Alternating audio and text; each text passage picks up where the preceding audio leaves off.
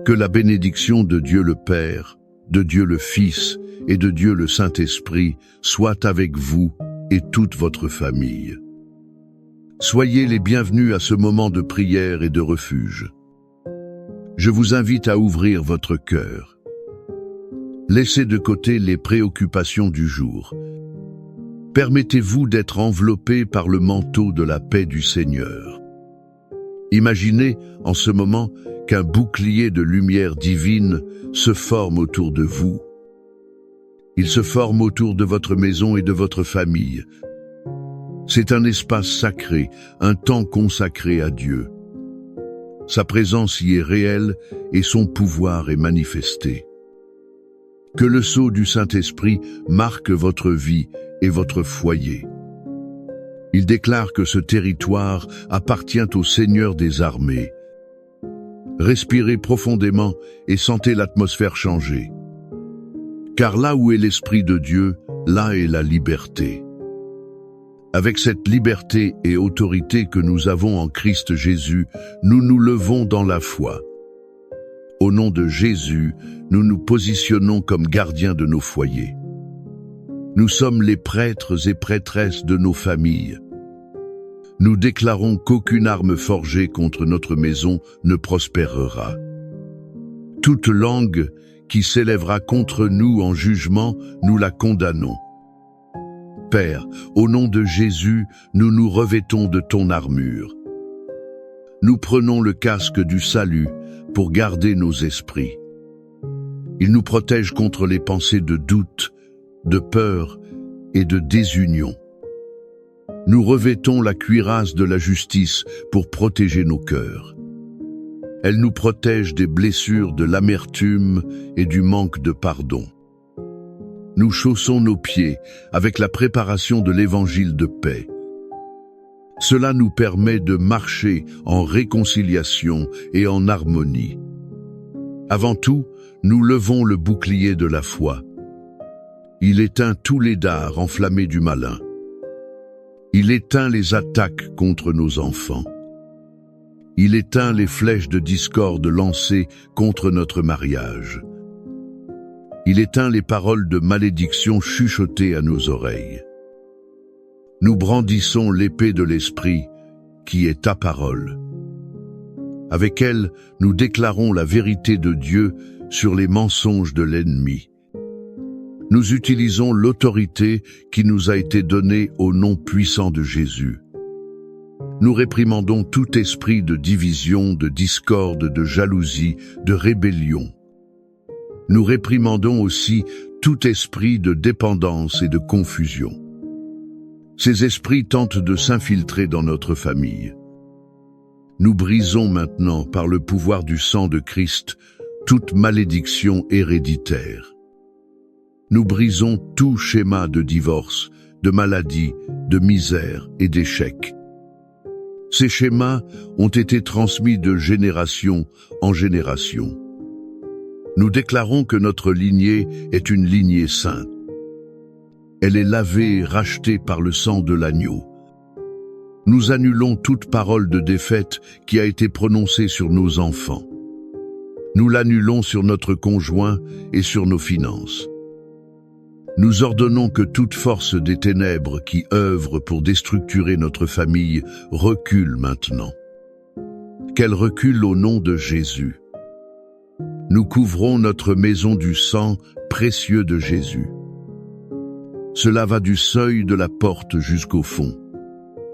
Nous couvrons chaque membre de notre famille, où qu'il soit. Nous déclarons que les anges du Seigneur campent autour de nous. Ils nous délivrent de tout mal. Notre famille est sous la protection du Très-Haut. La victoire de Christ sur la croix est notre victoire aujourd'hui. Et maintenant, avec notre esprit fortifié et notre foi établie dans la victoire de Christ, je vous invite à apaiser votre âme pour écouter le cœur de Dieu. Il y a une histoire dans la Bible qui révèle profondément le cœur de notre Père céleste. Cette histoire parle directement de notre thème d'aujourd'hui, la restauration de la famille. C'est la parabole du Fils prodigue que nous trouvons dans Luc, chapitre 15. Imaginez la scène. Un père, un homme bon et juste, avait 2 fils. Le plus jeune, impatient et poussé par un désir de fausse liberté, arrive devant son père. Il demande l'impensable, « Père, donne-moi la part des biens qui me revient. » Il ne voulait pas attendre. Il voulait vivre sa vie à sa manière. Il voulait être loin des yeux et des règles de son père. Essayez de ressentir la douleur dans le cœur de ce père. Il ne discute pas, il ne l'emprisonne pas. Le cœur brisé, il y conce. Il donne à son fils son héritage. Cet héritage est en fait un morceau de sa propre vie, de son travail, de ses rêves. Et il voit son fils partir. Le jeune homme part dans un pays lointain. Là, il gaspille tout. Il dépense ce qu'il a gagné en fêtes et plaisirs momentanés. Il le dépense aussi en amitiés superficielles. Ces amitiés n'ont duré qu'autant que l'argent existait. Il a cherché le bonheur en tout, sauf dans ce qui importait vraiment. Et alors, la crise est venue. Une grande famine ravagea cette terre. Sans argent, sans amis, sans dignité, il se retrouve au fond du gouffre. Il s'occupe de porc, l'animal le plus impur pour un juif. Ils désirent manger les restes qu'on leur donnait. Ressentez le désespoir, le vide, l'humiliation de ce jeune homme. Dans cette porcherie, au milieu de l'immondice et de l'odeur de la mort, quelque chose se produit. La Bible dit qu'il revint en lui-même. Il se souvint de la maison de son père. Il se rappela que même les serviteurs de son père avaient du pain en abondance. Lui, le fils, périssait de faim. À ce moment-là, la graine de l'espérance germa au milieu du désespoir. Il prit une décision. Je me lèverai et j'irai vers mon père. Pendant ce temps, que faisait le père? Vivait-il sa vie?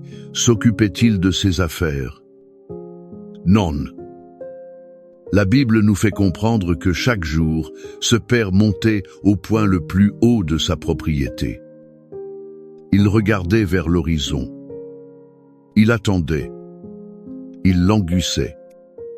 Il veillait, le cœur rempli d'une espérance que personne d'autre ne comprenait peut être.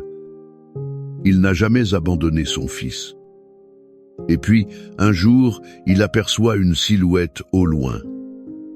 Mal vêtu, boitant, sale. Mais le cœur d'un père reconnaît son fils, même de loin. Et que fait-il? Attend-il que son fils s'humilie et demande pardon? Non. Le père, poussé par une compassion viscérale, court. Un homme de sa position ne courait pas en public. C'était une honte. Mais son amour était plus grand que sa dignité, plus grand que son honneur. Il court, se jette au cou de son fils et le couvre de baisers. Avant que le fils ne puisse terminer son discours de repentance préparé, le père l'interrompt. Il ne le traite pas comme un serviteur. Il le restaure complètement. Apportez vite la meilleure robe. C'est pour couvrir sa honte et restaurer son honneur. Mettez-lui un anneau à la main. C'est le symbole de l'autorité et de la filiation.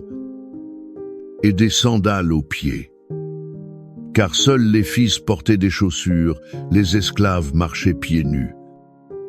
Et il ordonne une fête, car mon fils était mort et il est revenu à la vie. Il était perdu et il a été retrouvé. Cette histoire nous enseigne de puissantes leçons pour nos familles. La première est que l'amour de Dieu le Père n'abandonne jamais. Peu Êtes-vous aujourd'hui comme ce père, regardant l'horizon? Vous attendez un fils, une fille ou un conjoint qui s'est éloigné. Peut être votre cœur saigne-t-il de préoccupation et de nostalgie.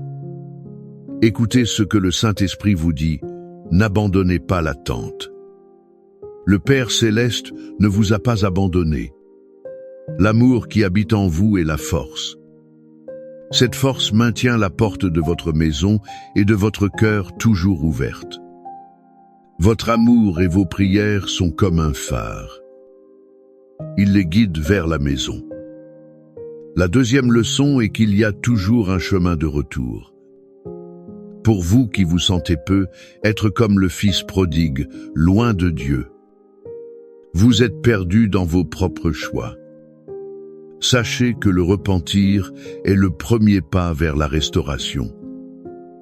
Revenir en soi signifie reconnaître que la vie loin du Père est une vie de faim spirituelle. La décision de se lever et de retourner vers le Père change tout. Peu importe à quel point vous êtes tombé. Peu importe à quel point vous vous sentez sale. Le Père est les bras ouverts. Il court dans votre direction. Et la troisième et la plus cruciale leçon est le pouvoir du pardon pour la restauration de la famille. Le Père n'a pas jeté les erreurs au visage de son Fils. Il n'a pas dit « Je te l'avais dit ». Il a célébré le retour. Combien de nos familles pourraient être guéries aujourd'hui? Il suffirait de choisir de célébrer la réconciliation, plutôt que de ruminer l'offense. La fête n'a lieu que lorsque le pardon est libéré. Ou, dans votre famille, le pardon doit-il être libéré? C'est pour que la fête de l'unité et de la joie puisse commencer. Ce cœur du Père que nous voyons dans la parabole, ce cœur qui protège, qui pourvoit, qui restaure, c'est le même cœur qui a inspiré les psaumes. Les paroles que nous allons lire maintenant ne sont pas seulement de la poésie ancienne. Ce sont les promesses vivantes de ce Père pour votre famille. Le psaume 91 est le décret de protection que le Père céleste libère sur ses enfants. Le psaume 23 est la certitude que ce Père, tel un bon berger, prend soin de tous les besoins de sa famille. Je vous invite maintenant à fermer les yeux, si possible. Recevez ces mots non pas comme une lecture. Recevez-les comme une onction sur votre vie et votre foyer. Celui qui demeure sous l'abri du Très-Haut repose à l'ombre du Tout-Puissant. Je dis à l'Éternel, « Tu es mon refuge, ma forteresse, mon Dieu, en qui je me confie. » Oui, c'est lui qui te délivre du piège de l'oiseleur et de la peste dévastatrice. Il te couvrira de ses plumes. Tu trouveras un refuge sous ses ailes. Sa fidélité est un bouclier et une cuirasse. Tu n'auras pas à craindre les terreurs de la nuit. Tu ne craindras pas la flèche qui vole de jour. Tu ne craindras pas la peste qui rôde dans les ténèbres. Tu ne craindras pas non plus le fléau qui frappe en plein midi. Que 1000 tombent à côté de toi et 10 000 à ta droite, tu ne seras pas atteint. De tes yeux seulement tu regarderas et tu verras la punition des méchants. Oui, tu es mon refuge éternel. Tu fais du Très-Haut ta retraite. Aucun mal ne t'arrivera, aucun fléau n'approchera de ta tente. Car il donnera ordre à ses anges de te garder dans toutes tes voies. Ils te porteront sur les mains, de peur que ton pied ne heurte une pierre. Tu marcheras sur le lion et la vipère. Tu piétineras le lionceau et le serpent. Puisqu'il m'aime, je le délivrerai. Je le protégerai, car il connaît mon nom. Il fera appel à moi, et je lui répondrai. Je serai avec lui dans la détresse. Je le délivrerai et je l'honorerai. Je le rassasierai de longs jours, et je lui ferai voir mon salut. Père bien-aimé, nous recevons cette parole. Nous prenons possession de cette promesse de protection, de délivrance et d'honneur sur notre famille. Et sur la base de cette vérité, nous élevons notre voix en prière. Seigneur, comme le Père de la parabole, nous nous tenons sur la brèche. Nous crions pour chaque fils et fille qui s'est égaré. Ils sont dans un pays lointain, loin de toi et de la famille. Père, qu'ils puissent revenir en eux-mêmes en cet instant précis. Que le souvenir de ton amour et de ta maison inonde leur cœur. Crée en eux un désir irrésistible de revenir. Père, nous te demandons d'envoyer tes anges pour les garder. Qu'ils les protègent des dangers. Qu'ils guident leurs pas de retour au foyer, de retour à toi. Nous prions maintenant pour les mariages blessés. Nous prions pour les relations brisées par la trahison. Nous prions pour les paroles dures et l'indifférence. Seigneur, déverse ton baume de guérison sur chaque blessure. Brise l'orgueil qui empêche le pardon. Restaure la communication, l'affection, l'alliance. Comme le Père a couru vers son Fils, que chaque conjoint court vers l'autre. Qu'il court avec une étreinte de réconciliation. Que la fête de la restauration matrimoniale ait lieu dans de nombreux foyers aujourd'hui. Nous prions pour l'unité entre parents et enfants, entre frères et sœurs.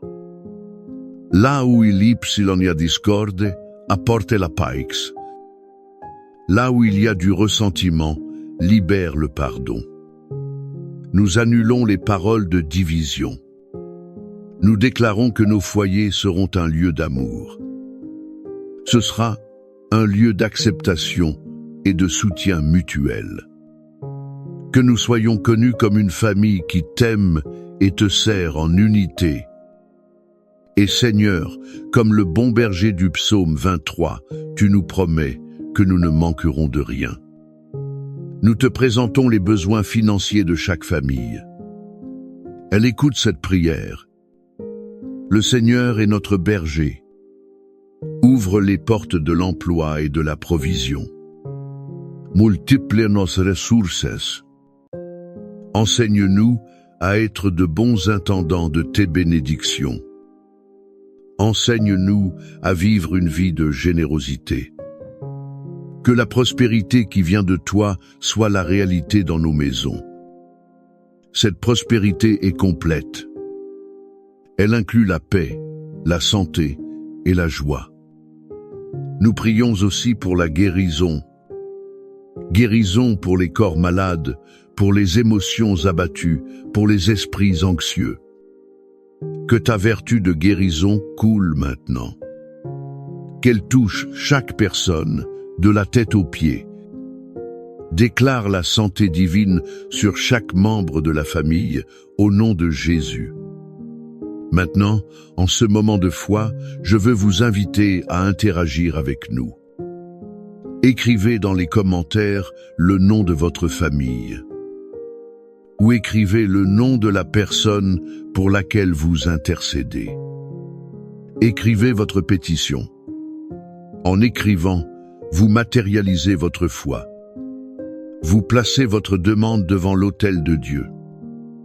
Vous permettez que des milliers d'autres frères s'unissent à vous en prière. Cela crée une puissante chaîne d'intercession. Que l'espérance inébranlable du Père qui attend à l'horizon remplisse votre cœur.